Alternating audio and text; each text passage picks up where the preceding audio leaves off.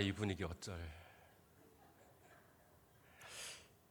안 그래도 목사님께서 39역 툭송 10분 하신다고. 진짜 10분 하시네. 전사님 설교 적당히 하세요. 이렇게 연락이 왔는데 어떻게 할까 고민 중인데 이 분위기까지 합쳐지면 저보고 어찌하라고.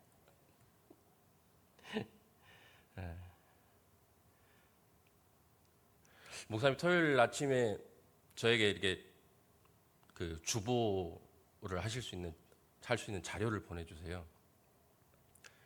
근데 이상하게 주일 오후 예배 공란, 3일 밤 예배 공란, 새벽 예배 공란. 뭐지? 전화를 들었습니다. 목사님 번호를 딱 목사님 휴가 가시지. 네, 그래서 부랴부랴 주일 오후 예배 설교 본문은 정해놨는데 3일 밤 새벽 예배는 하나도 안 해놨거든요. 부랴부랴 안 웃으시네요. 네, 분위기를 좀 살려볼까 했는데 네, 울다가 웃으시면 다들 어떻게 되시는지 아시죠? 네, 오늘 사도행전 28장 16절에서 31절 본문 말씀을 가지고 결코 매이지 않는 복음이라는 주제로 오늘 말씀을 함께 나눠볼까 하는데요. 좀 웃으시죠? 좀 웃으시죠? 네. 네.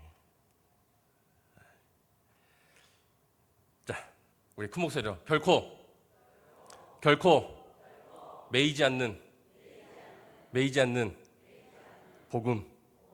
네. 바울이 아니면요, 사도 바울이 아니면 복음이 어디서 끝났을까요? 예루살렘에서 끝났을 겁니다. 근데 이 바울이 오늘 본문에도 나오지만 최종 목표, 자기가 너무 가고 싶어한 곳은, 선교를 하고 싶은 것은, 복음을 전하고 싶은 것은 로마였어요. 그때 당시에 세계 중심지가 로마였기 때문입니다. 그래서 이런 말도 있잖아요. 모든 길은 어디로 통한다? 로마로 통한다. 그래서 선교사로 가고 싶었는데, 복음 전도자로 가고 싶었는데, 정작 가게 된 때는 어떻게 갔냐면요, 죄인으로 쇠사슬을 몸에 묶고 갑니다. 가는 여정도 순탄치가 않아요. 배를 타고 가는데 풍랑을 만나서 배가 부서져 버립니다. 섬에 떠밀려 가서 그 섬에서 배 부서진 조각에 모닥불을 피워서 하는데 하필 또 뭐가 튀어나와요? 독사가 튀어나와요. 그래서 바울의 손을 물어버립니다. 근데 그 와중에서도 바울이 살아남게 되죠. 그 모습을 본 주변 사람들이, 함께 갔던 사람들이 뭐라고 얘기하냐면 바울에게 저는 사람이 아니고 신이다라고 얘기를 합니다. 어떻게 독사가 불어도 죽지를 않냐. 이래저래 사연이 흘러서 오늘 16절부터 31절의 본문으로 들어가게 됩니다. 바울의 여정을 보면요, 분명 바울의 개인적인 상황으로 보면 복음을 전할 수 없는 상황입니다. 전도자가 아니고요, 죄인의 신분으로 재판을 받기 위해서 감옥으로 압송되고 있는 상황입니다. 그런데 로마 법정에서 바울을 가둘 수 있는, 성경에 보면은 뭐라고 하냐면 죽일 수 있는 이유를 찾지를 못했다 그랬어요.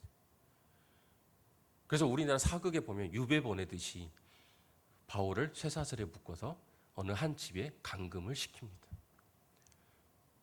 이쯤 되면 우리는, 아마 우리가 전도자였다면, 하나님, 이때까지 내가 다메섹에서 하나님을 만나고 내가 모든 것 다, 모든 신분 내려놓고 주님의 복음을 전하겠다고 이렇게 발버둥 쳤는데 저의 끝은 감옥입니까? 쇠사슬입니까? 라고 물을 수도 있는데, 이런 곳에 가두어 주시면 나는 어떻게 주님의 복음을 전합니까? 라고 반문할 수도 있는데, 바울은 우리와는 결이 다른 사람이죠.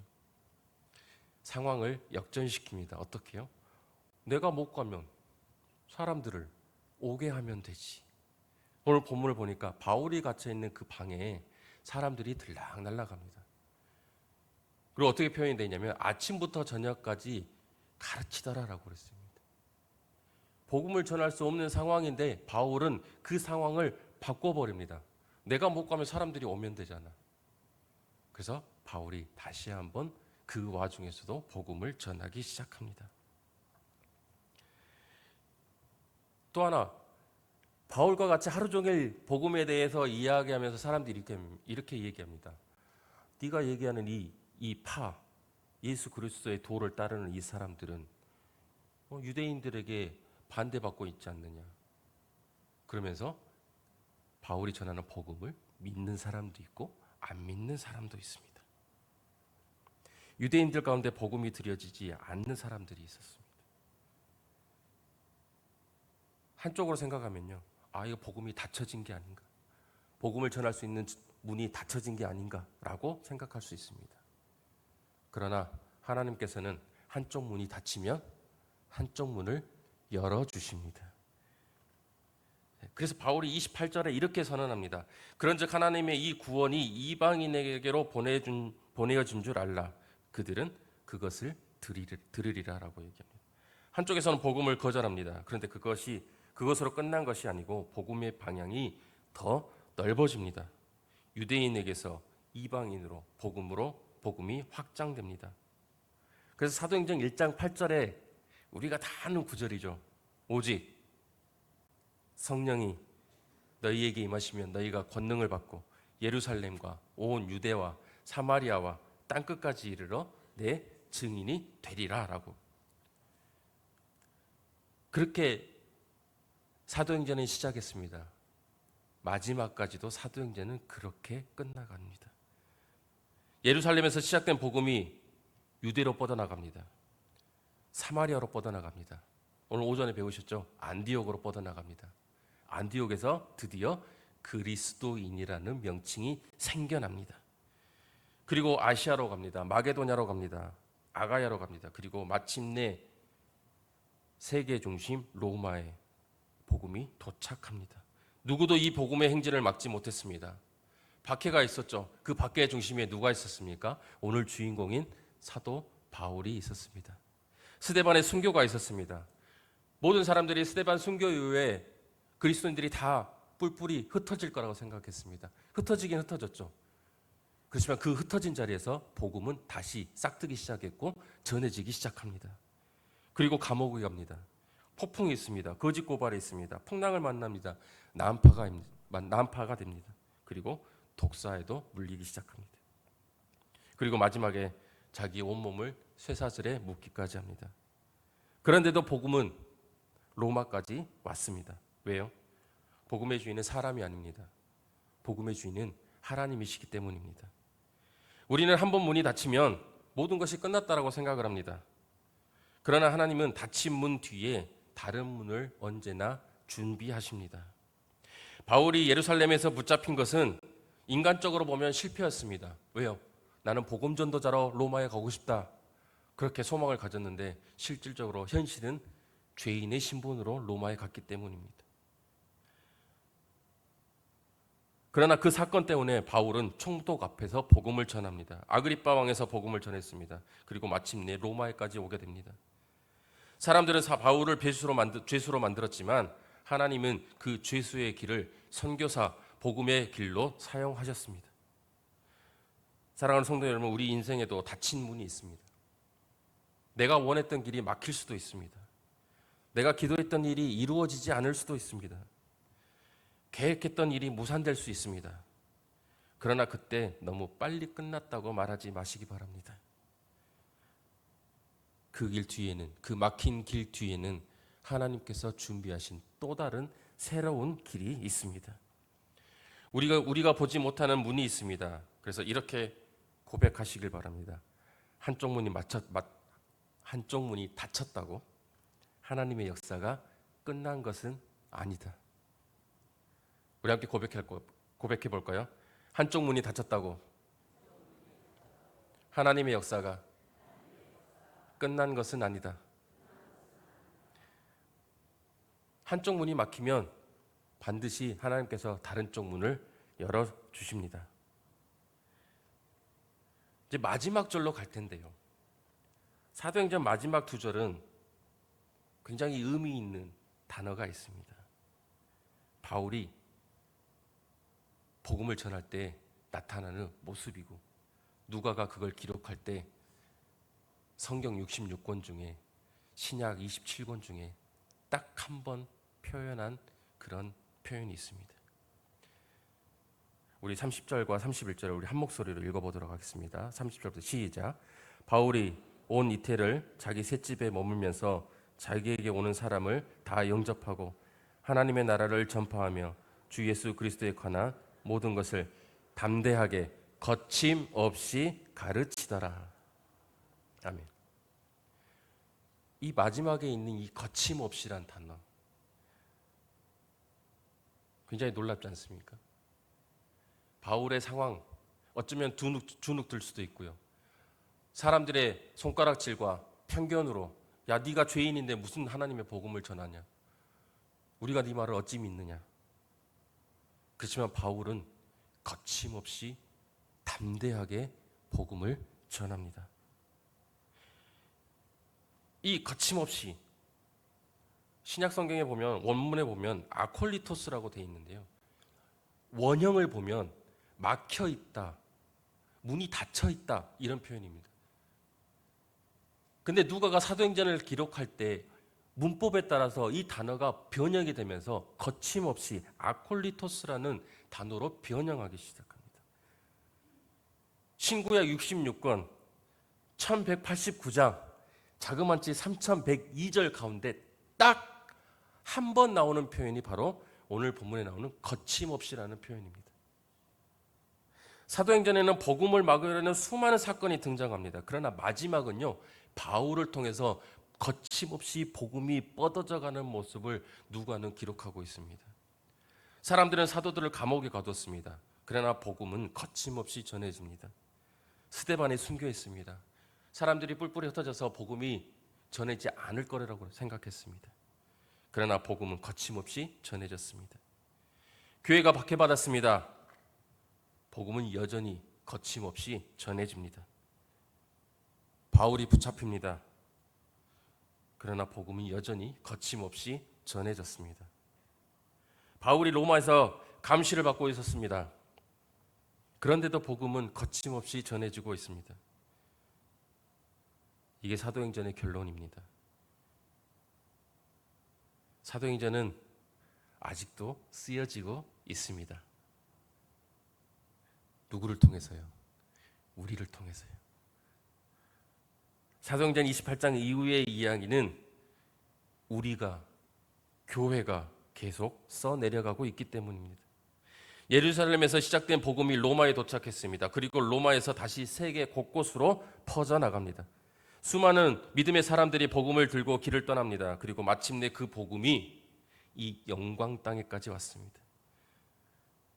그렇다면 이제 우리는 질문해야 됩니다. 우리에게 온 복음은 어디로 가고 있을까? 우리에게 도달한 복음은 우리에게서 멈추어지지 않습니까? 내가 예수 믿고 구원받는 것으로 만족하고 있지는 않습니까? 사랑하는 성도 여러분, 복음은 나에게서 멈추라고 주신 것이 아닙니다. 왜요? 저기 써 있잖아요. 온 세대의 영성, 이웃과 열방을 품다. 우리에게 복음이 전해진 것은 저것 때문입니다. 나를 통해 누군가에게 흘러가라고 주신 것입니다. 부모에게서 자녀로, 교회에서 지역사회로, 믿는 사람에게서 믿지 않는 사람에게로, 한 세대에서 다음 세대로 복음은 계속 흘러가야 합니다.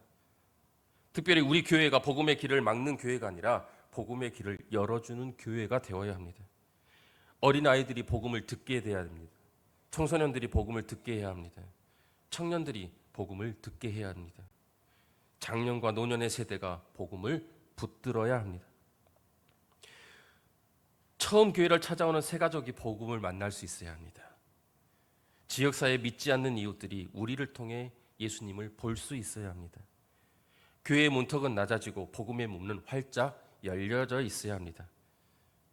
그것이 사도행전 28장 이후에 우리가 써내려가야 할 사도행전 29장인 것입니다. 사랑하는 성도 여러분, 오늘 본문에서 바울은 매여 있었습니다. 자유롭지 못했습니다. 그러나 복음은 매이지 않았습니다. 바울은 죄수였습니다. 그러나 복음은 자유로웠습니다. 바울의 행동 반경은 제한되었습니다. 그러나 하나님의 말씀은 제한되지 않았습니다. 그래서 사도행전의 놀라운 단어로 마무리가 됩니다. 거침없이, 막힘없이. 사랑하는 성도 여러분, 우리 인생에도 쇠사슬이 있을 수 있습니다. 건강이라는 쇠사슬이 있을 수 있습니다. 경제적인 어려움이라는 쇠사슬이 있을 수도 있습니다. 가정의 문제라는, 관계의 어려움이라는, 나이가 들면서 생기는 한계라는 그러한 쇠사슬이 있을 수가 있습니다. 그리고 교회에도 여러 가지 현실적인 어려움과 한계가 있을 수 있습니다. 그러나 반드시 기억하시기 바랍니다. 우리의 형편과 상황은 매일 수 있어도 복음은 매이지 않습니다. 우리의 손발은 묶일 수 있어도 하나님의 말씀은 묶이지 않습니다. 사람은 복음의 문을 닫으려 할 수 있지만 하나님께서는 반드시 또 다른 문을 여십니다. 그래서 우리는 우리의 기도는 이것이어야 합니다. 주님, 환경이 좋아지기를 기다리다가 복음을 놓치지 않게 하소서. 주님, 내가 있는 자리에서 복음을 살아내게 하소서. 내 가정에서 복음이 거침없이 흐르게 하옵소서. 우리 자녀들에게 복음이 거침없이 이어지게 하옵소서. 우리 교회를 통해 이 지역의 복음이 거침없이 전파되게 하옵소서. 사도행전 8장은 끝났지만 복음의 사도행전은 아직도 끝나지 않고 현재 진행 중입니다. 그리고 우리에게 그 복음이 맡겨졌습니다. 이제 우리가 다음 장을 써야 합니다. 오늘 중고등부 예배 시간에 한 친구가 이렇게 이야기했습니다.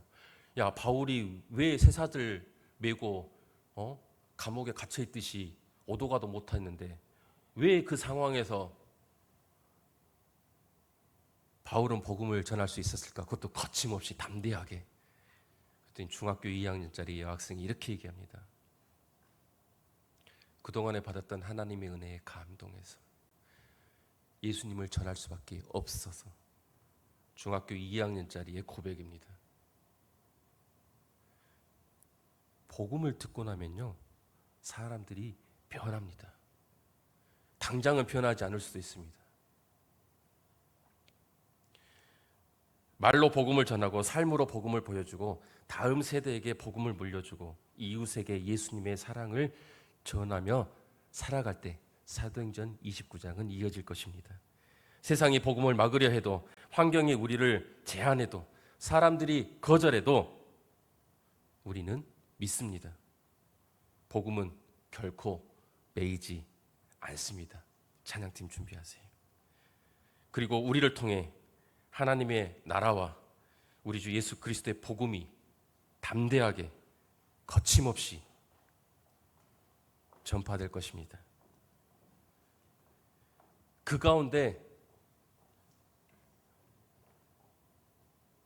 우리는 흔들릴 수 있습니다.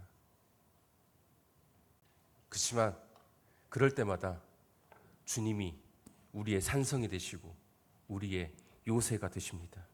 그리고 우리에게 이렇게 말씀하십니다. 아무것도 두려워하지 말라. 내가 너희와 함께 하겠다. 이 시간 함께 찬양하겠습니다. 아무것도 두려워 말라.